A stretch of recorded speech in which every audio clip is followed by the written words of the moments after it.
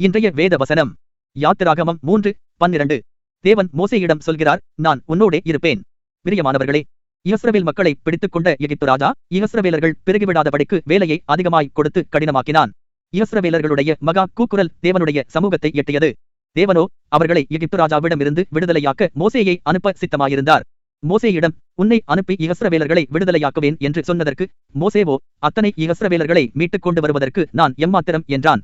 ஆனால் தேவனோ, நான் உன்னோடே இருப்பேன் என்று வாக்கு பண்ணி மோசேயோடு ஒவ்வொரு காரியத்திலும் தேவன் கூட இருந்தார். இன்றைக்கு நீங்களும் வேலைவாய்ப்பு காரியத்திற்காக, தொழில் துவங்குவதற்காக, திருமண காரியத்திற்காக, சொந்த வீடு கட்டுவதற்காக, பிள்ளைகள் மேற்படிவிற்காக, இப்படி ஏதோ ஒரு காரியத்திற்கு ஆயுத்தமாயிருப்பீர்கள். போதுமான பிலன் இல்லை, உதவ யாருமில்லை, எப்படி செய்யப்போகிறேன், காரியம் வாய்க்குமோ வாய்க்காதோ என்று கவலையும் இருக்கக்கூடும். தேவன் சொல்கிறார், நான் உன்னோடே இருப்பேன். அவர் உங்களோடு இருந்து உங்கள் காரியங்கள் எல்லாவற்றிலும் நீங்கள் எதிர்பார்த்திருக்கின்ற முடிவை காணச் செய்வார்.